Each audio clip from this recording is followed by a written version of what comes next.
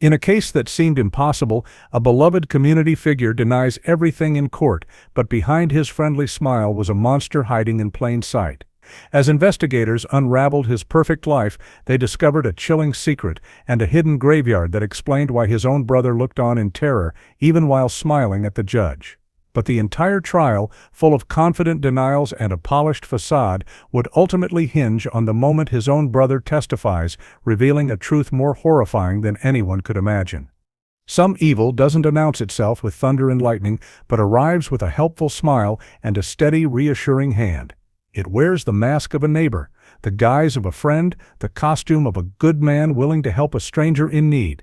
This particular evil had a name, Ethan Carlson, and his darkness would soon extinguish one of the brightest lights in Savannah, Georgia. The old southern city, a place dripping with charm, history, and generations of hidden scandals, was about to add another, far more gruesome story to its shadowed ledger. On a humid Tuesday evening in late October, the Spanish moss hanging from the ancient oaks seemed to weep with the oppressive weight of the coming night. 24-year-old Ella Powell, a pediatric nurse known for her boundless compassion, was driving home after a grueling 12-hour shift. Her car, a reliable but aging sedan, sputtered to a stop on a quiet, tree-lined street, its engine finally succumbing to a long-ignored ailment. It was in this moment of vulnerability, stranded under the dim glow of a flickering street lamp, that a truck pulled up behind her and a man stepped out, his face etched with practiced concern. Ethan Carlson was, by all accounts, a pillar of his Savannah community, a man whose easy charm and quick offers of help were legendary in his historic neighborhood. He was the one who organized the annual block party, who helped elderly neighbors with their groceries, and who always had a friendly wave for children passing by. His offer to help Ella was textbook Ethan, a seamless performance of civic duty that hid a cavernous emptiness devoid of any human empathy. He spoke in calming tones, assuring her it was no trouble at all, a simple kindness for a neighbor in distress. He tinkered under the hood for a few minutes, a pantomime of assistance designed to lull her into a state of absolute trust. He told her the fix was beyond his roadside capabilities, but offered to give her a ride home, a gesture of generosity that felt like a blessing. Ella, exhausted and grateful, saw no reason to refuse the kindness of this stranger who seemed so genuinely decent and safe. She got into his truck, thanking him profusely, completely unaware that she had just accepted a ride from a predator who viewed her kindness not as a virtue but as a fatal vulnerability. The doors locked, the smile vanished, and the true nature of Ethan Carlson was revealed in the terrifying silence that followed. The search for Ella Powell began the next morning when she failed to show up for her shift at the hospital, an act so contrary to her character that it immediately triggered alarms. Her parents, frantic with worry, contacted the Savannah Police Department, their voices trembling with a premonition of unimaginable dread. The initial investigation moved slowly, tracing her final movements from the hospital to the quiet, oak-lined street where her abandoned car was found. Her purse and phone were still inside, signs that this was no simple robbery but something far more sinister and personal. Detectives canvassed the neighborhood, the historic homes with their sprawling porches and perfectly manicured gardens standing as silent witnesses.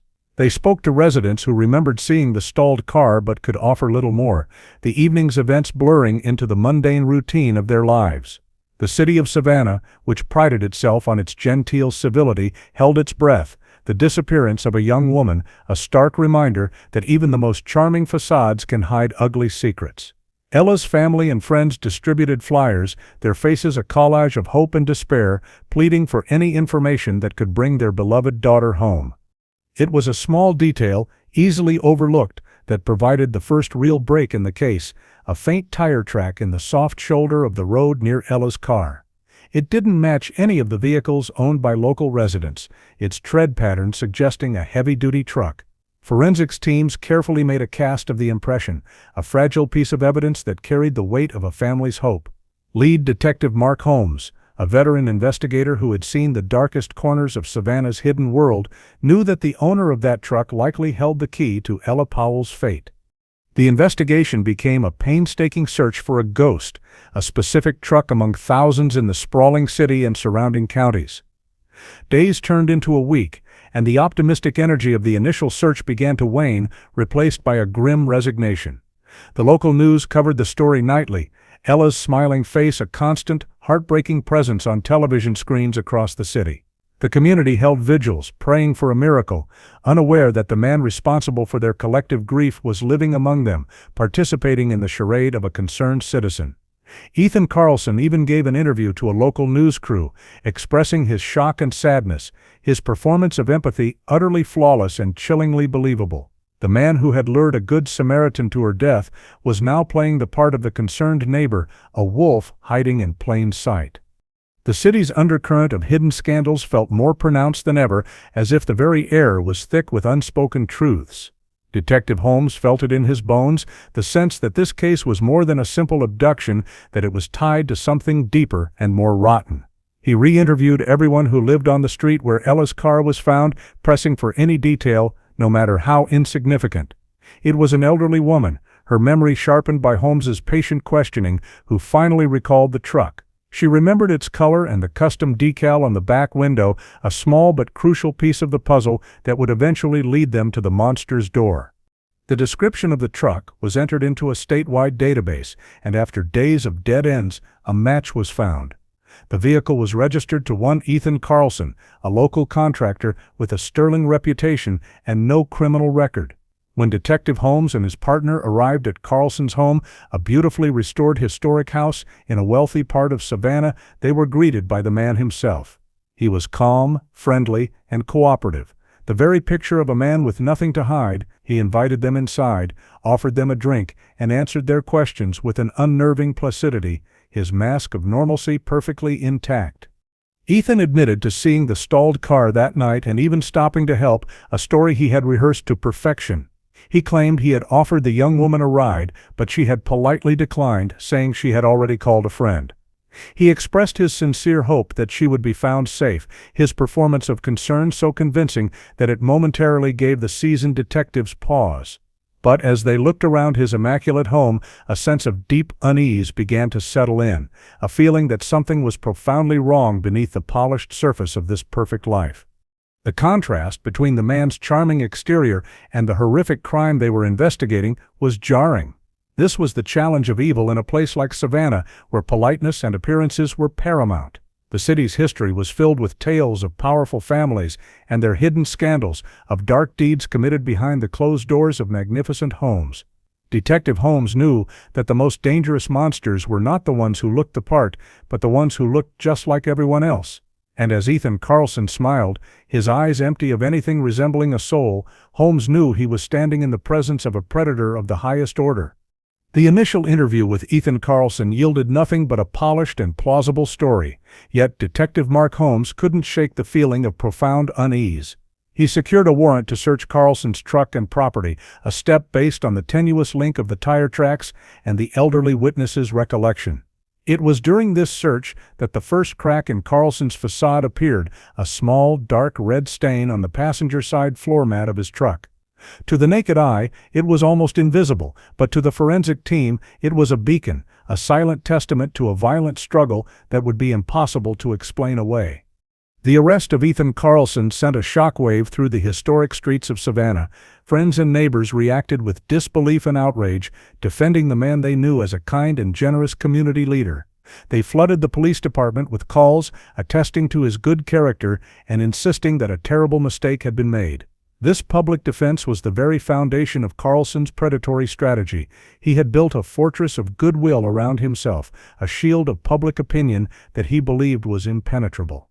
When Detective Holmes and his team arrived to take him into custody, Ethan displayed no emotion, no surprise, no fear. He simply nodded, as if expecting them, and calmly asked for a moment to get his jacket. There was no resistance, no panicked denial, just a chilling and unnatural calm that was more incriminating than any outburst would have been. As he was led from his house in handcuffs, past the gawking neighbors and flashing news cameras, a faint, almost imperceptible smirk played on his lips. It was the look of a man who was not a participant in the drama, but its sole director. In the sterile, windowless interrogation room, Ethan Carlson's composure remained unbroken. He sat perfectly still, his hands resting calmly on the metal table, his posture relaxed and confident. He refused to speak, responding to Detective Holmes's questions with nothing more than a steady, unnerving gaze. The only sound from his side of the table was the soft, rhythmic tap of his finger, a display of bored impatience that grated on the nerves of the seasoned investigators. He was a man in complete control, or so he believed. The hours ticked by, and the interrogation became a battle of wills, a silent war waged across a small metal table. Detective Holmes laid out the mounting evidence, the tire tracks, the witness identification of his truck, the suspicious stain found on his floor mat. With each new piece of information, Ethan's only response was to let his smirk widen, a gesture of pure, unadulterated contempt. It was a look that said he knew something they didn't, that he was enjoying their futile attempts to pierce his armor. His silence was not the silence of fear, but the silence of arrogance. This chilling lack of reaction was a psychological tactic designed to frustrate and intimidate. He was treating the most serious moment of his life as a game, a performance for an audience of two detectives. He was reveling in the attention, soaking in the power he felt he held over them. In his mind, he was the smartest person in the room, a master manipulator who could outwit a system he viewed with disdain. He was not a suspect under pressure, he was a predator observing his captors, amused by their clumsy efforts to understand his world. The detectives changed tactics, shifting from evidence to emotion, bringing up Ella Powell's name, describing the anguish of her family. They showed him her photograph, her face bright with the promise of a future that had been stolen. Ethan glanced at the photo for a fraction of a second, his expression unchanged, a flicker of cold amusement in his eyes, the only acknowledgement. The name, the face, the family's pain, none of it registered as real to him. They were merely props in his personal drama, insignificant pieces on a board where he was the only player that mattered. This was the true face of the man who had hidden behind a mask of neighborly charm for so long. The polite contractor, the helpful friend, the concerned citizen, it was all an elaborate costume. The real Ethan Carlson was this man in the interrogation room, a silent, smirking void, a black hole of narcissism who felt nothing for the lives he destroyed. His enjoyment of the process was palpable, a sickening energy that filled the small room and left the detectives feeling a deep, professional chill. He was not just guilty, he was evil, and he wanted them to know it. As the interrogation stretched into its 10th hour, the forensic lab returned the preliminary results on the stain from the truck. It was human blood, and while a full DNA profile would take longer, its presence was damning. When Detective Holmes presented this information, a visible shift occurred in Ethan's demeanor. The smirk didn't disappear, but it became sharper, more malicious. He leaned forward for the first time, breaking his silent vigil, and whispered a single, chilling question, "Is that all you have?" It was a taunt, a challenge, thrown down by a man who believed he had committed the perfect crime. He was daring them to find more, confident that they never would. His belief in his own intellectual superiority was absolute, a core component of his psychopathy. He wasn't denying the crime, he was reveling in it, enjoying the cat-and-mouse game he was playing with law enforcement. He saw himself as an apex predator and them as lesser creatures, incapable of comprehending his genius. The decision was made to charge him with abduction and murder, even with the confession they had hoped for remaining unspoken. As he was formally processed, fingerprinted, and photographed, his smirk never wavered. He stared directly into the camera for his mugshot, his eyes alight with a triumphant gleam. He was no longer Ethan Carlson, the helpful neighbor from Savannah. He was becoming a local celebrity, a monster whose name would be whispered with fear and fascination. And in his twisted, narcissistic mind, this infamy was a victory. The silence in the interrogation room had been more revealing than any confession. It was a performance of pure, unadulterated evil, a demonstration of a soul so empty that it could only be filled with the attention and fear of others. He didn't need to admit what he did, because his every action, his every smirk, his every gesture screamed his guilt to the heavens. He was a man who believed he was untouchable, a god in his own small, dark universe. But his universe was about to collide with the relentless machinery of justice, and a secret buried beneath his pristine garden was waiting to be unearthed. The charming city of Savannah was about to discover the true depth of the scandal hidden in its midst, a truth far more horrifying than a single tragic murder. While Ethan Carlson sat in his jail cell radiating an aura of smug invincibility, Detective Mark Holmes and his team executed a second, more thorough search of his property. The beautifully restored historic home, once a symbol of Carlson's standing in the community, was now a potential tomb, its manicured gardens and charming facade hiding a monstrous secret. The initial search had been focused on the house and truck, but Holmes, haunted by Carlson's arrogant demeanor, felt a deep, instinctual certainty that there was more to be found, something that would explain the profound emptiness in the suspect's eyes. The search began in the backyard, a space that was as meticulously maintained as the rest of the property. A pristine lawn, vibrant flower beds, and a handcrafted stone patio spoke of a man who took pride in his home. But as the team began to probe the grounds, they noticed an area near the back fence, partially concealed by a row of dense hedges, where the earth seemed to have been recently disturbed. It was a subtle inconsistency, but in a yard this perfect, it stood out like a scar. The atmosphere, thick with Savannah's humid air, grew heavy with anticipation as the forensic team began to excavate the patch of disturbed soil. The shovels cut into the rich, dark earth, each scoop revealing nothing but more dirt. For a moment it seemed as though Holmes's hunch might be wrong. Then, one of the shovels struck something solid with a dull, sickening thud. The digging became more delicate, the team switching to hand trowels and brushes, carefully removing the soil layer by layer.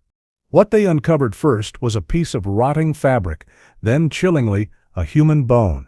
A collective gasp went through the assembled officers as the reality of their discovery began to sink in.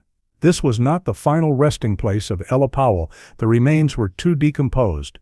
This was something older, a secret that had been buried in this quiet, respectable yard for years.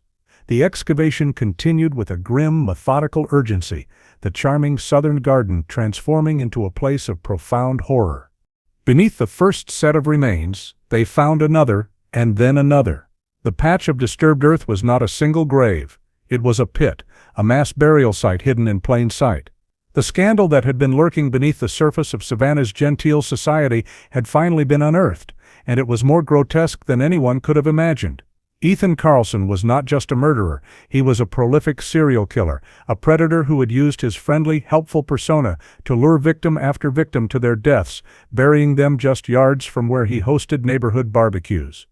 The discovery of the mass grave in Ethan Carlson's backyard became a national news story, turning the historic city of Savannah into the epicenter of a media frenzy. The charming streets were now clogged with satellite trucks and reporters, all clamoring for details about the monster who had lived undetected among them.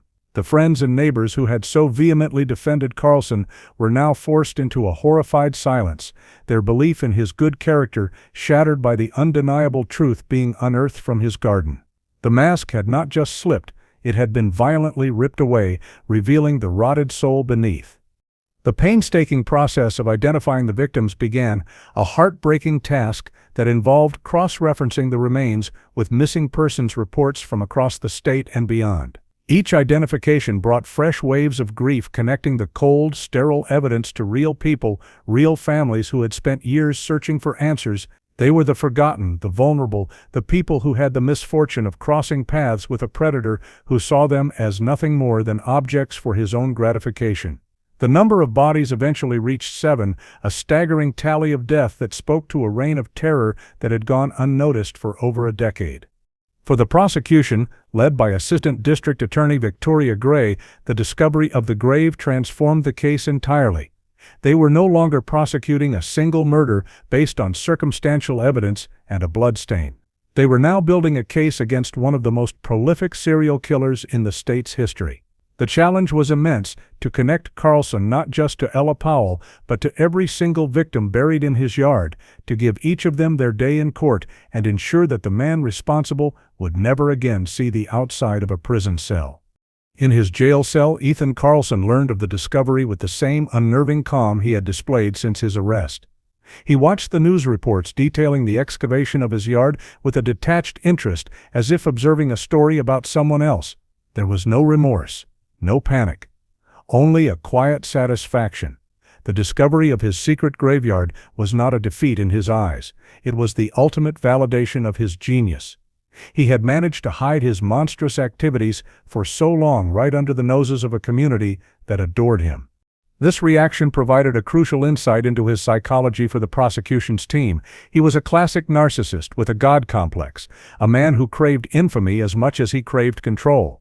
The public horror and media attention were not a source of shame for him, they were his trophies, the grand stage he had always believed he deserved. He had finally been recognized for what he was, and in his twisted mind, that was a form of victory. He began to see the upcoming trial not as a legal battle, but as his debut, a platform from which he could display his intellectual superiority to the world. The evidence against him was now mountainous. Forensic analysis of the remains would provide timelines, causes of death, and potentially trace evidence linking back to Carlson. His double life was now exposed in the most horrific way imaginable. The friendly contractor who helped his neighbors was also the sadistic monster who buried his victims in the garden. The two identities, once so carefully separated, had now merged into a single, terrifying portrait of human evil. The city of Savannah, so proud of its history and charm, was now forced to confront the fact that it had been home to a monster, a man whose evil was as deep and as old as the city's own hidden scandals. The grave in the backyard was more than just a crime scene, it was a monument to years of deception and a chilling testament to the darkness that can flourish behind a friendly smile. In the months leading up to the trial, Ethan Carlson's behavior in pre-trial hearings offered a terrifying preview of the spectacle to come. He seemed to relish the procedural nature of the courtroom, treating each appearance as a performance. His defense attorney, a court-appointed lawyer named Stephen Wright, found himself in an impossible position. His client refused to cooperate, dismissed all legal advice with a wave of his hand, and seemed determined to sabotage his own defense at every turn. Wright was tasked with defending a man who not only showed no remorse, but seemed to mock the very concept of it. The charade began during a hearing to determine the admissibility of the evidence found on his property. As the prosecution detailed the grim discoveries from his backyard, Ethan sat at the defense table, a look of placid boredom on his face. When the judge asked if he understood the proceedings, he simply nodded, a faint smile on his lips. But it was during the testimony of a forensic expert that his performance of remorselessness escalated. He began to feign tears, his shoulders shaking with what appeared to be sobs of overwhelming guilt. It was a sickening performance, a calculated pantomime of sorrow, so unconvincing that it was deeply insulting to the memories of his victims and the intelligence of everyone in the courtroom. He would dab at his dry eyes with a tissue, his face contorted in a mask of grief, only to be seen moments later whispering a joke to his exasperated attorney. The shift from supposed anguish to casual amusement was instantaneous and horrifying, a clear demonstration that he saw the entire legal process as a stage for his own dark amusement. He was not faking remorse to gain sympathy, he was faking it to mock the very idea that he was capable of such an emotion. The families of the victims who attended every hearing were forced to watch this grotesque display. Their raw, unbearable grief was met with the cheap theatrics of the man responsible for their pain. They watched as he pretended to cry, his performance a vile parody of the real tears they shed every single day. It was an act of profound psychological cruelty, a way for him to continue to exert power and control over them, even from behind the confines of the defense table. He was feeding on their pain, his narcissism nourished by their suffering. This behavior extended beyond the courtroom walls. From jail he began to write letters, not of apology, but of self-pity and blame. He wrote to local newspapers and television stations, casting himself as the true victim, a man misunderstood by a cruel and unjust system. He claimed he was being framed, that the evidence had been planted, and that he was a scapegoat for a corrupt police force. These letters, filled with grammatical errors and grandiose delusions, were a further attempt to control the narrative, to paint himself as a martyr rather than the monster he was. His public performance of remorse was a strategic, if deeply flawed, part of this campaign. He believed that by mimicking the emotions a normal person would feel, he could manipulate public opinion and create doubt. But his inability to genuinely comprehend emotions like guilt or sadness made his performance a caricature. His timing was always slightly off, his expressions a little too exaggerated. He was an alien trying to imitate human behavior, and the result was not sympathy, but a deep, unsettling revulsion. During one particularly tense pre-trial hearing, the prosecution presented a piece of evidence found in his home, a small silver locket belonging to Ella Powell. As the prosecutor described how it had been a gift from her grandmother, Ethan broke down into his most dramatic display of sobbing but this time, his act was so over the top, so transparently false, that a wave of audible disgust rippled through the courtroom gallery. Even the judge, a seasoned veteran named Eleanor Ross, watched him with an expression of undisguised contempt. The mask of remorse was not a mask at all. It was a mirror reflecting his own twisted perception of the world. He saw emotion as a tool, a weakness in others to be exploited for his own gain. He could not feel remorse, so he wore it like a costume, putting it on and taking it off as it suited his purpose. His attempts to fake it were not a sign of a guilty conscience, but a testament to a complete lack of one. It was the ultimate expression of his psychopathy, a final, insulting dance on the graves of the people he had murdered. His performance was not meant to convince anyone of his sorrow, but to show everyone that he was above it, that the rules of human decency did not apply to him.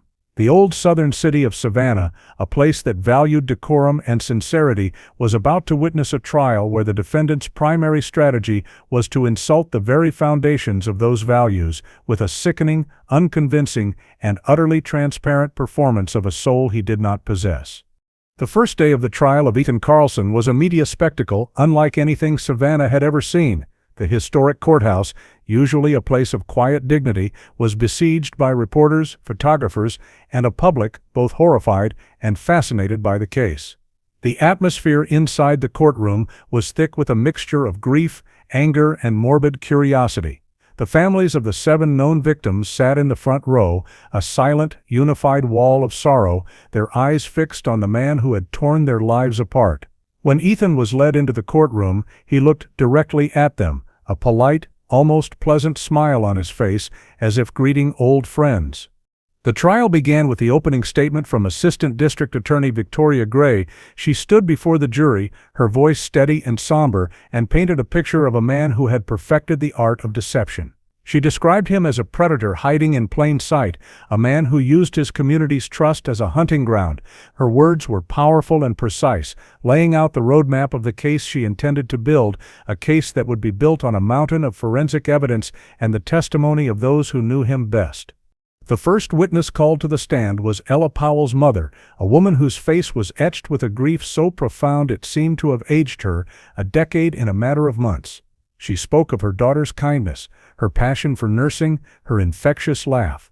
Her testimony was a heartbreaking portrait of a life stolen, a future erased. She recounted the last conversation she had with her daughter, a simple, loving exchange that now felt like a sacred memory. The courtroom was silent, every person in the room captivated by the raw, unfiltered pain of a mother's loss. As Mrs. Powell spoke, her voice trembling but unbroken, she described the day she bought Ella the silver locket that had been found in Ethan's home. She talked about how Ella had never taken it off, how it was a symbol of their family's love. It was at this moment, the emotional peak of her testimony, that a sound shattered the solemnity of the room. From the defense table came a short, sharp bark of a laugh. It was a sound of pure, unadulterated contempt, a sound of amusement in the face of unbearable suffering. Every head in the courtroom snapped towards Ethan Carlson. He was leaning back in his chair, a wide, chilling grin on his face, his eyes sparkling with mirth. His own lawyer, Stephen Wright, looked at him with a mixture of horror and fury, whispering frantically for him to stop. But Ethan ignored him, his gaze locked on Mrs. Powell, enjoying the shock and pain his laughter had caused. It was a moment of pure, unmasked evil, a deliberate act of psychological torture performed for a captive audience.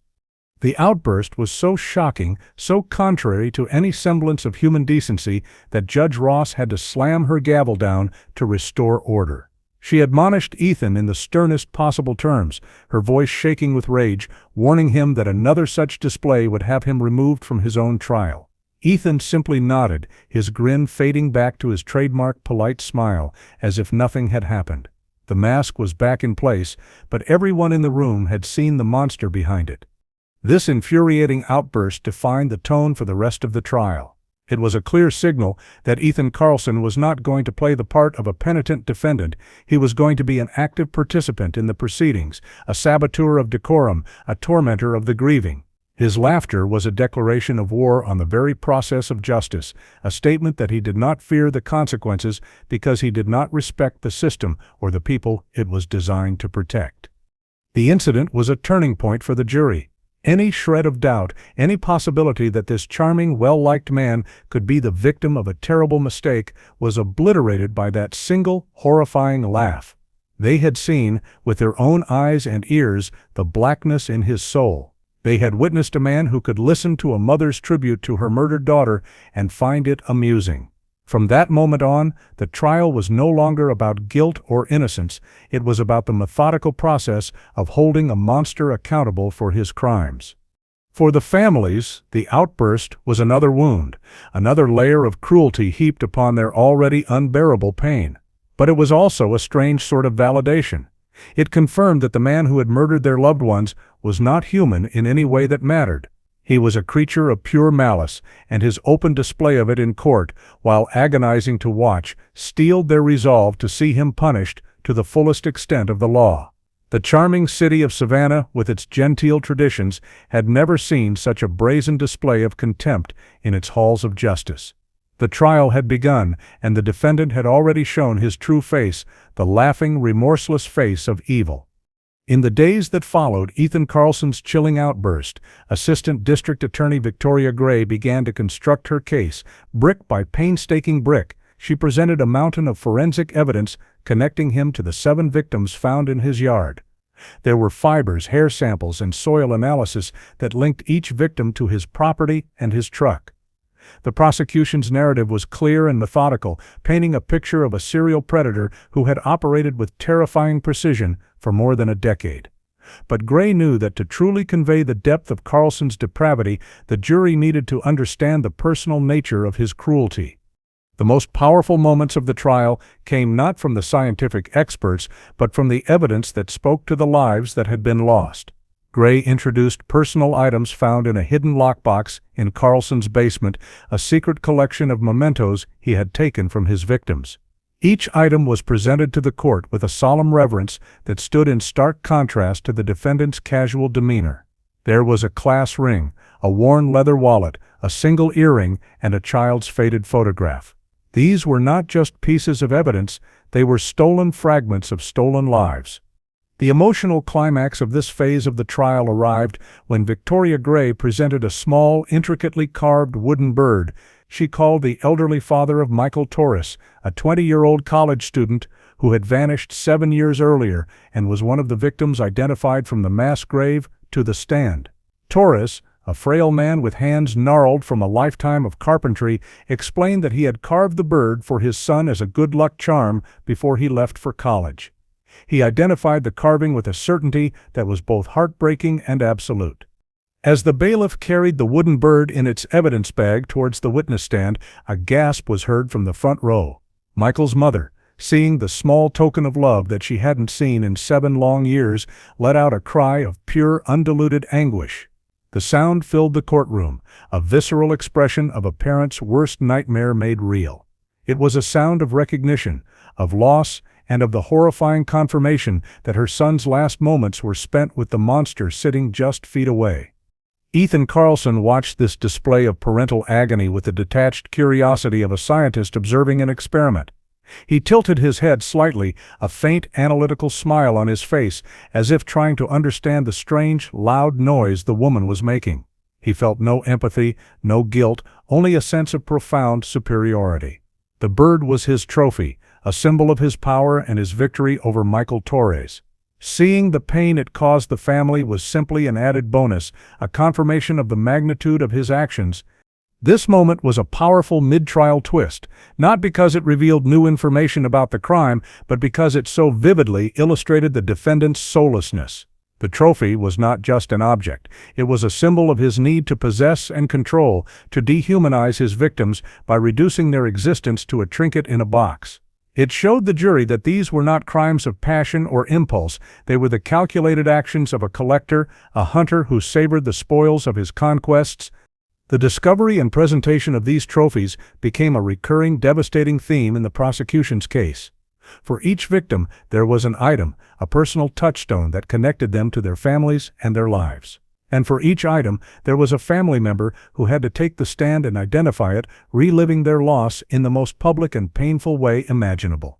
Each piece of testimony was a dagger to the heart of the families, but it was also a nail in Ethan Carlson's legal coffin.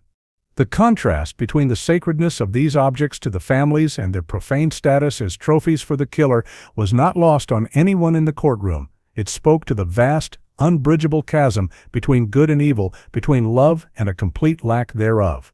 The city of Savannah, with its deep respect for history and heirlooms, was witnessing a man who had perverted that very idea, creating his own dark museum of stolen memories. The evidence presented was not just proof of his guilt, it was a window into the terrifying emptiness of his soul, a place where human lives were valued only as collectibles. The trial was no longer just about what Ethan Carlson did, it was about what he was, and the trophies he kept proved that he was a monster who collected souls.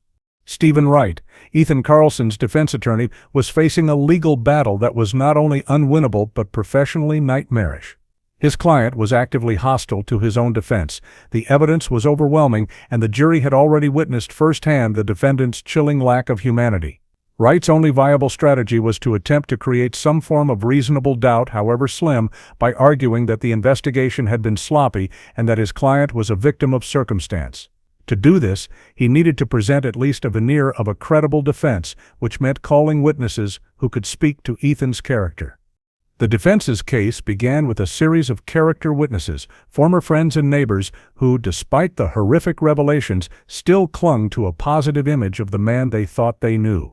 They spoke of his generosity, his community spirit, his willingness to always lend a hand. Their testimony was hesitant and uncomfortable, a desperate attempt to reconcile the man they had admired with the monster on trial. ADA Victoria Gray dismantled their testimony with surgical precision on cross-examination, forcing them to admit they had no knowledge of what Ethan did behind closed doors.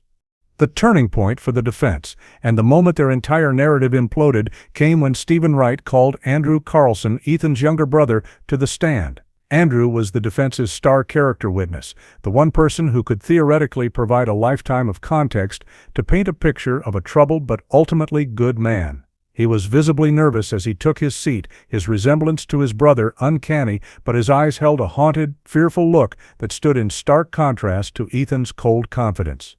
Stephen Wright began his direct examination, his questions designed to elicit stories of brotherly affection and a normal, loving upbringing. He asked Andrew to describe Ethan's role as an older brother, expecting tales of guidance and protection.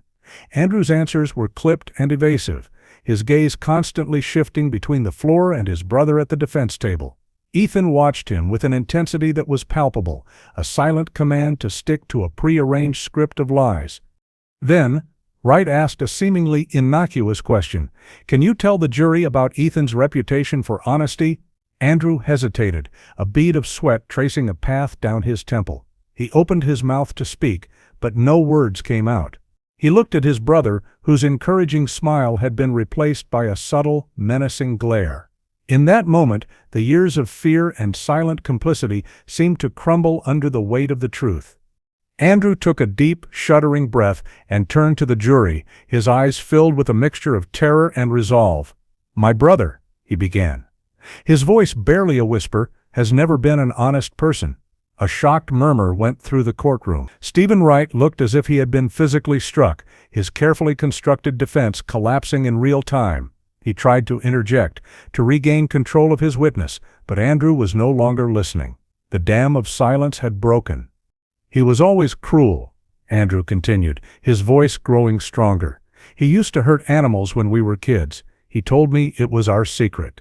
He went on to describe a specific incident from their childhood, a story of shocking cruelty involving a neighbor's dog that Ethan had tortured. It was a secret Andrew had kept for over 30 years, a dark memory that had festered in his conscience.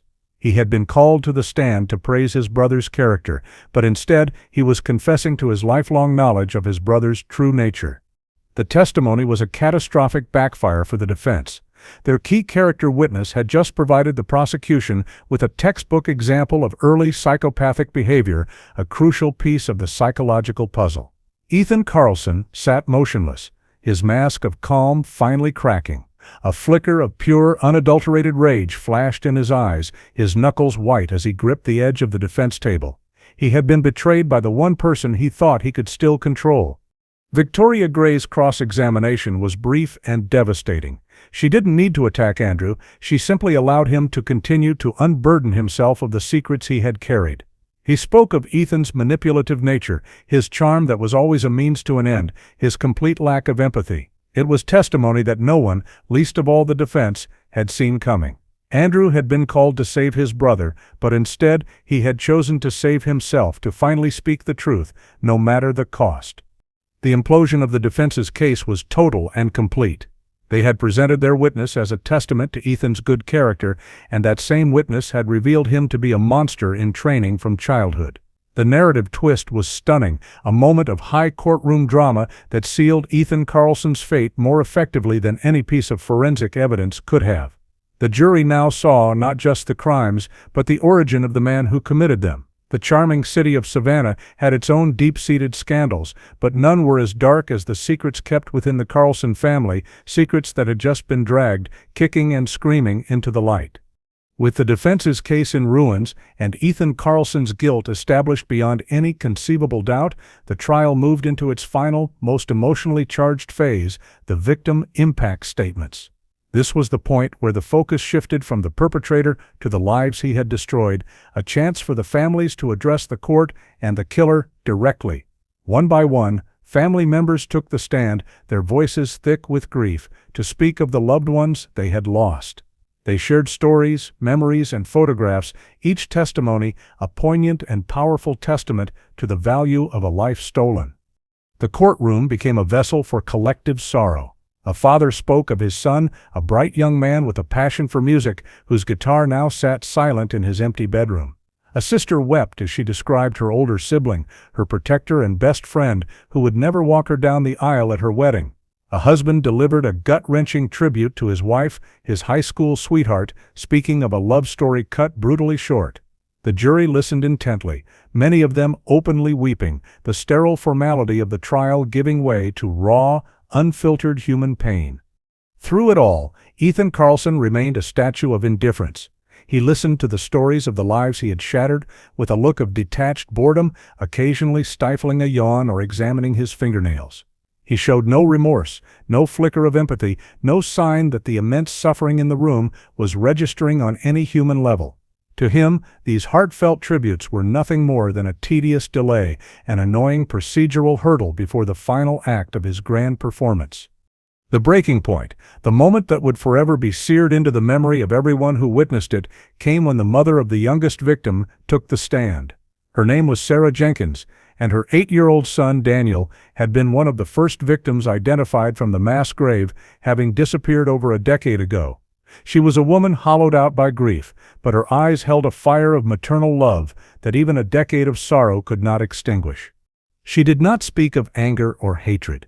Instead, she spoke directly to her son, telling him how much she loved him, how much she missed his goofy smile and his love for superhero comics. She described the agony of not knowing, the years of false hope and crushing despair. The courtroom was utterly silent, hanging on her every word. Then, as she concluded her statement, a sound cut through the stillness, a sound so vile and unexpected that it felt like a physical blow. It was the sound of laughter. Ethan Carlson was laughing. It wasn't a small chuckle or a smirk, it was a full, unrestrained laugh. His head thrown back, his body shaking with mirth. He was laughing at a grieving mother, at the memory of the 8-year-old boy he had murdered and buried in his garden. The sound was a desecration, a final, sadistic act of cruelty that pushed the courtroom past its breaking point. Sarah Jenkins stopped speaking, her face a mask of disbelief and horror. The prosecutor, Victoria Gray, shot to her feet, her face. The gallery erupted in outrage. Family members of the victims surged forward, held back by bailiffs, their grief momentarily eclipsed by a wave of righteous fury. The sound in the room was a cacophony of shouting, sobbing, and the relentless pounding of the judge's gavel. And at the center of it all sat Ethan Carlson, laughing, his eyes shining with a triumphant, demonic light. He was reveling in the chaos he had created, feeding on the pain and anger like a parasite. The judge had no choice but to clear the courtroom. Ethan was dragged away by bailiffs, still laughing, his final act of defiance, a sound that would haunt the halls of that courthouse forever. The breaking point had been reached and shattered. There was no more pretense, no more legal maneuvering, only the raw, undeniable reality of a man who was not just a killer, but a creature who found joy in human suffering. The city of Savannah had seen its share of scandals, but it had never witnessed a moment of such pure, theatrical evil. The trial was effectively over. All that remained was the formal pronouncement of a fate that Ethan Carlson had sealed with a single horrifying laugh. After the chaos of Ethan Carlson's laughter-fueled outburst, the trial resumed in a state of tense, somber anticipation. The prosecution had one final witness to call, a move that ADA Victoria Gray had held in reserve for the rebuttal phase of the trial. It was a witness whose testimony, she hoped, would provide the final definitive insight into the killer's soul. She called Andrew Carlson back to the stand. This time, he was not a witness for the defense, but for the prosecution, and he had been granted immunity in exchange for his full and truthful testimony. Andrew took the stand looking like a different man.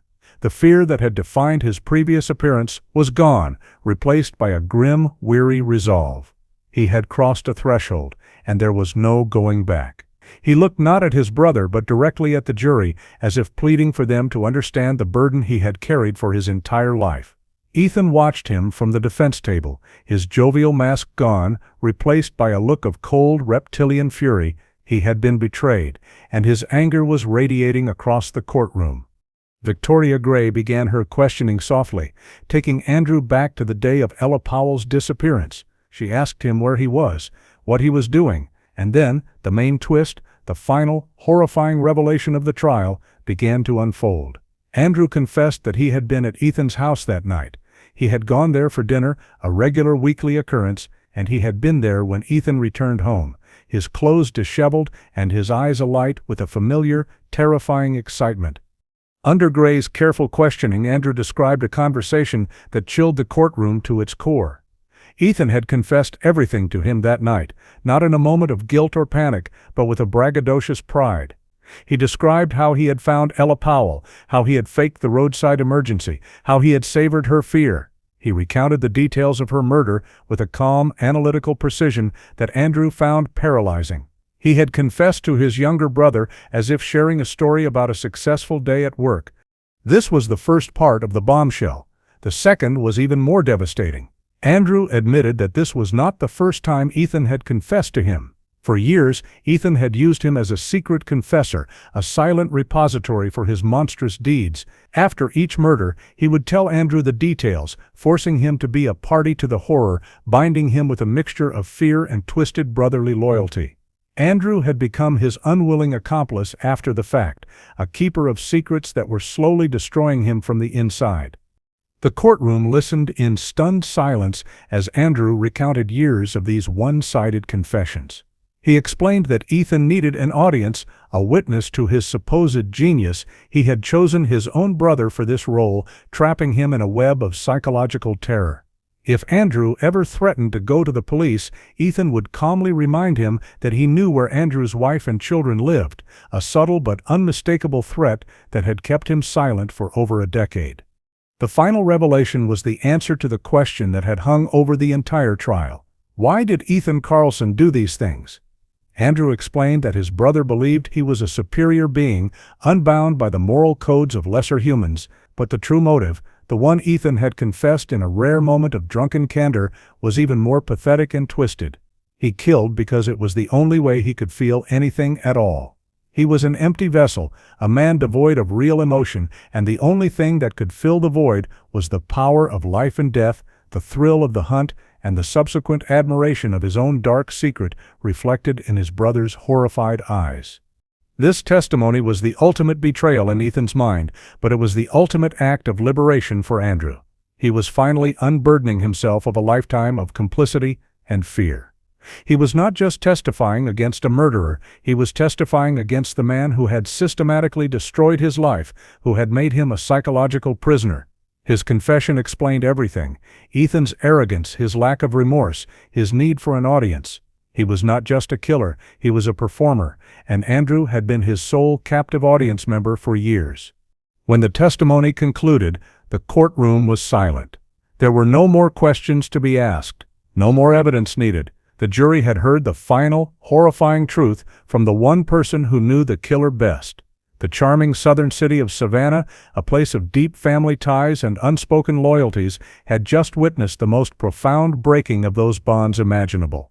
A brother had testified against a brother, not just to condemn him, but to expose the very nature of his evil, an evil that required not just a victim, but a witness. And in that courtroom, everyone had finally become a witness. The jury's deliberation was a formality, a brief interlude before the inevitable conclusion. They returned in less than an hour, their faces grim and resolved.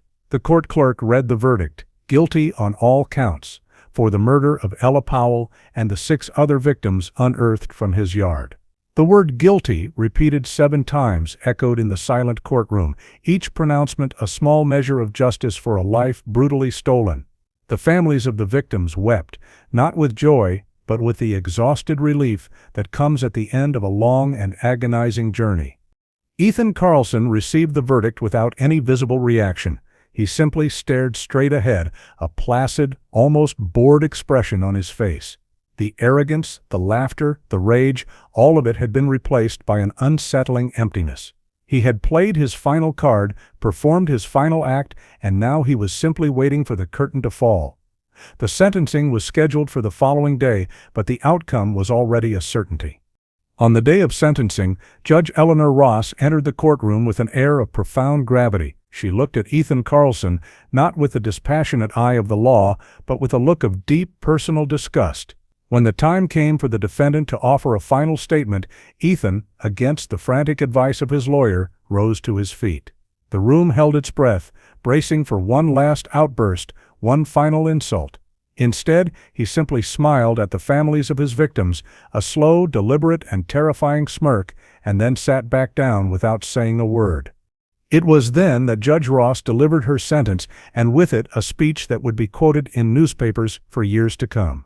She abandoned the usual judicial restraint, her voice thick with a controlled fury that was more powerful than any shout.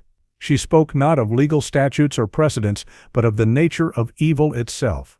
She described Ethan Carlson as a black hole in the shape of a man, a void of humanity who had fed on the light and goodness of others. "You are a cancer on the soul of this community," she said, her eyes locked on his. "You took advantage of the very best of human nature, kindness, trust, compassion, and you used it as a weapon. You have shown this court, this community, and the families you have destroyed that you possess not a single shred of remorse, empathy, or decency. You are a predator who found joy in suffering, and for that you deserve nothing less than to be removed from the human race for the remainder of your life."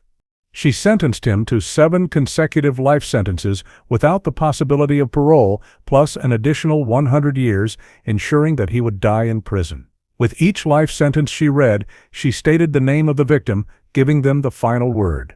For the life of Ella Powell. For the life of Michael Torres. For the life of Daniel Jenkins.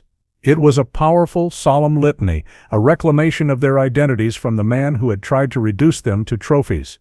As the sentence was read, Ethan Carlson's placid facade remained intact. He showed no emotion, no disappointment, no fear. He had been rendered powerless, his ability to inflict pain and chaos finally stripped away by the unyielding machinery of the law. As the bailiffs came to lead him from the courtroom for the last time, he did something that would be the final, chilling image of the trial. He turned slowly and looked directly at the front row where the families of his victims sat huddled together. His polite, neighborly smile returned, the one he had used to lure so many to their doom. And then, as he was led through the door and out of their lives forever, he gave one last, terrifying smirk. It was a final, silent message of contempt, a promise that even locked away, the memory of his evil would remain. The monster was caged, but the smirk would haunt their nightmares, a final testament to a man who was evil to his very core. The trial was over, and the city of Savannah, forever scarred by the scandal, could finally begin the long, slow process of healing.